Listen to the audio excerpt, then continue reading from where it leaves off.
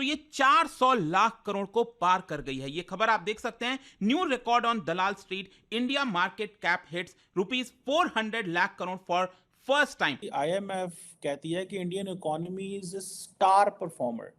भारत दुनिया का चौथा सबसे बड़ा शेयर मार्केट, हांगकांग को पछाड़ बना चौथा सबसे बड़ा शेयर मार्केट है और इस वक्त भारत जो है वो दुनिया के चौथे नंबर पर वर्ल्ड स्टॉक मार्केट के नाम पर या वर्ल्ड स्टॉक मार्केट के तौर पर सामने आया है। भारतीय बाजार में दिखी शानदार तेजी। भारत का मार्केट कैप पहली बार 400 लाख करोड़ रुपए के पार। इंडियन स्टॉक एक्सचेंज है, इसने हांगकांग की स्टॉक एक्सचेंज को ओवरटेक कर लिया as the fourth largest stock exchange.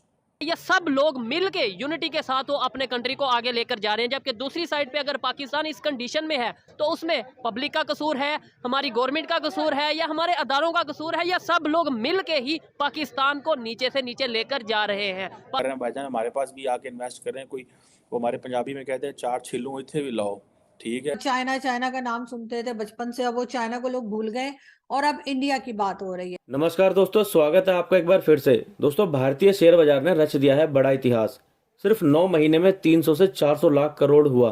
पहली बार बीएसई पर लिस्टेड कंपनियों का मार्केट कैप 400 लाख करोड़ के पार पहुंच गया है और हांगकांग स्टॉक एक्सचेंज को पछाड़कर भारत का नेशनल स्टॉक एक्सचेंज दुनिया का चौथा सबसे बड़ा मार्केट बन गया है। भारत का मार्केट कैप 2007 में महज 50 लाख करोड़ का था। 2014 में पहली बार 100 लाख करोड़ पहुंचा।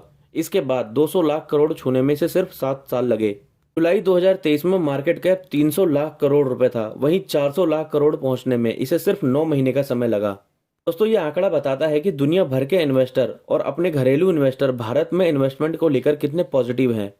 इसके साथ ही मोदी की गारंटी और एक मजबूत सरकार पर दुनिया भर के इन्वेस्टर पॉजिटिव दिख रहे हैं।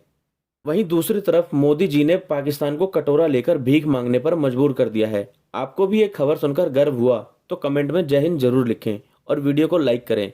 जय हिंद दोस्तों। दिख रहा था कि जो इंडियन स्टॉक एक्सचेंज है, इसने हांगकांग की स्टॉक एक्सचेंज को ओवरटेक कर लिया as the fourth largest stock exchange. और जो कंबाइंड वैल्यू है, जो शेयर्स लिस्टेड है इंडियन स्टॉक एक्सचेंज में, वो 4.3 ट्रिलियन डॉलर पे चली गई है, जबकि हांगकांग इज 4.2 ट्रिलियन डॉलर। ये जो स्टैटिस्टिक्स हैं, ये जो डाटा है, this data speaks for itself. 1 second is very helpful for Narendra Modi and his party. On the other hand, अगर जाके आप IMF का डाटा निकालें, and if you see what IMF is saying about India, so वो कह रहे हैं कि जी IMF कहती है कि Indian economy is star performer. जब पॉलिटिशियंस को इंटरनली एक होता है इनकम्बेंसी फैक्टर कि जनाब 10 साल हुकूमत की है और हालात ठीक नहीं चल रहे, शोर गुलगुला मचा हुआ है, अपोजिशन चढ़ाई कर रही है, आवाम गालियां दे रही है, इन्फ्लेशन है, हालात ख़राब हैं। But on the other hand, the global financial institution जो हैं, they are supporting and asking, and जिसे वो कहते हैं ना, फूल लगा रहे हैं उनकी इकोनॉमी पे। They are telling them, and now these are facts and figures जो कि they are in front of everyone. अब वो जो इंडियन स्टॉक मार्केट है, जिसने अभी ओवरटेक की है हांगकांग की को मार्केट को, ठीक है जी, और जैसे मैंने बताया 4.33 ट्रिलियन डॉलर पे वो चली गई है, and this is what the Bloomberg is saying, ठीक है जी।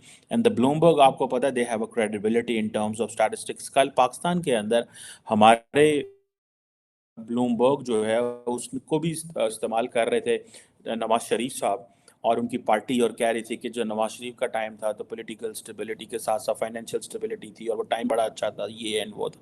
सो उसको कोट किया जा रहा था।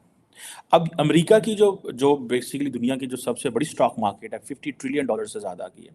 चाइना की 8.4 ट्रिलियन डॉलर की है, यानी कि आप समझ लें कि इंडिया से डबल है। जापान 6.3 ट्रिलियन, और पंजाबी कहते हैं जापान ते वट पे या इंडिया थे। दैट इज़ वाई जापान का जो सारे का सारा orientation towards India is changing. उनके इन्वेस्टर्स बहुत तेज़ी से आ रहे हैं। ये एडवांटेज इंडिया को हुआ है कि जब पाकिस्तान के पास सिर्फ एक फॉरेन इन्वेस्टर था, China, India got multiple foreign investors. So उनको वो चाइना की वो जो मोनोपोली है वो देखनी नहीं पड़ी उनको। उन्होंने कहा जी हमारे पास तो फ्रांस भी लगाना चाहता है, अमेरिका भी चाहता है, इसराइल भी चाहता है, यूएई भी चाहता है, सऊदीज भी हैं, जापानीज भी हैं। ठीक है, चाइना ने भी जो करना है आगे कर लो। That is how then countries engage. अब इंडिया की जो स्टॉक मार्केट कैपिटलाइजेशन है, इसने 4 ट्रिलियन क्रॉस किया। वो ये कि जी इंडिया ने टेक ओवर किया है हांगकांग को, और वर्ल्ड के जो 4th लार्जेस्ट आप समझिए स्टॉक मार्केट जो है वो अब भारत बन चुकी है। और इससे पहले हांगकांग था और हांगकांग को पीछे छोड़ दिया है, और इस वक्त भारत जो है वो दुनिया के चौथे नंबर पर वर्ल्ड स्टॉक मार्केट के नाम पर या वर्ल्ड स्टॉक मार्केट के तौर पर सामने आया है। बहुत अच्छी बात है, और मैं फिर वही कहूंगी पाकिस्तानियों से, प्लीज कुछ सीख लो, प्लीज कुछ सीख लो, ताकि हम लोग भी जो है वो आगे बढ़ सके। खैर सीखने को तो हम चाइना से, हम अमेरिका से, हम यूरोप से भी सीख सकते हैं, लेकिन भारत से सीखेंगे तो वो हमारे जैसे लोग हैं तो हमें जरा जल्दी समझ में आएगी। और मुझे खुद भी ऐसा लगता है कि वो बिजनेस की तरफ रहा, इकोनॉमी की तरफ रहा। एक सर्वे हुआ है सोशल मीडिया पे मैं देख रहा था, जिसमें 120 कंट्रीज ये चाह रहे हैं कि उन्हें इंडिया के प्राइम मिनिस्टर नरेंद्र मोदी जैसा प्राइम मिनिस्टर या हेड ऑफ स्टेट चाहिए। आपने अगर वो सर्वे देखा हो तो क्या कहना चाहेंगे आप उसके ऊपर? इस वक्त भारत की इकोनॉमी और फॉरेन पॉलिसी और बाकी चीजें, इवन एजुकेशन सिस्टम जिस तरह से चल रहा है, तो वो इस वक्त आप कह लीजिए कि एशिया की सबसे बड़ी कंट्री बनने जा रहा है। उससे पहले हम चाइना चाइना का नाम सुनते थे बचपन से, अब वो चाइना को लोग भूल गए और अब इंडिया की बात हो रही है। मुझे नहीं लगता कि इंडिया जो है वो किसी भी ब्लॉक का हिस्सा बनेगा या किसी भी तरह से इंडिया को इस्तेमाल किया जा सकता है, क्योंकि आप किसी भी कंट्री को तभी यूज कर सकते हैं जब वो इकोनॉमी उसकी वीक हो और उसे पैसों की जरूरत हो। जैसे पाकिस्तान के साथ हुआ था कि अमेरिका ने पाकिस्तान को इस्तेमाल किया था अफगानिस्तान में ड्रोन अटैक्स करने के लिए, और उसमें अमेरिका को कुछ नहीं करना था, उन्हें सिर्फ हमें पैसे देने थे, और उसके बाद अटैक सारे यहाँ से हो रहे थे। और यही रीजन है कि आज अफगानिस्तान के लोग पाकिस्तान की तरफ देखने को तैयार नहीं है। जी तो दोस्तों, मैं हूं सुहेब चौधरी और आप देख रहे हैं मेरा और आपका YouTube channel real entertainment TV. आज की ये वीडियो बहुत ही स्पेशल होने वाली है क्योंकि टॉपिक ही बहुत स्पेशल है, और साथ हमारे जो गेस्ट मौजूद हैं वो भी बहुत स्पेशल हैं। पीएम मोदी के जो विजिट है यूएस का, पूरी दुनिया में इस टाइम चर्चे में है। पीएम मोदी और जो बाइडेन के जो आपस में मुलाकात है, इसके अलावा इनके जो डेवलपमेंट के हवाले से डील्स हो रही हैं, पूरी दुनिया में इस हवाले से बात हो रही है। लेकिन पीएम मोदी साहब यूएस से वापसी पर इजिप्ट मॉस्क का विजिट करने वाले हैं, इसका क्या मतलब है? यहां से इस टॉपिक को स्टार्ट करेंगे। हमारे साथ मौजूद हैं आरजू काजमी साहिबा, किसी तारुफ की मुहताज नहीं। अस्सलाम वालेकुम मैम। वालेकुम सलाम, thank you so much for inviting me. आपका बहुत शुक्रिया, आपने टाइम दिया।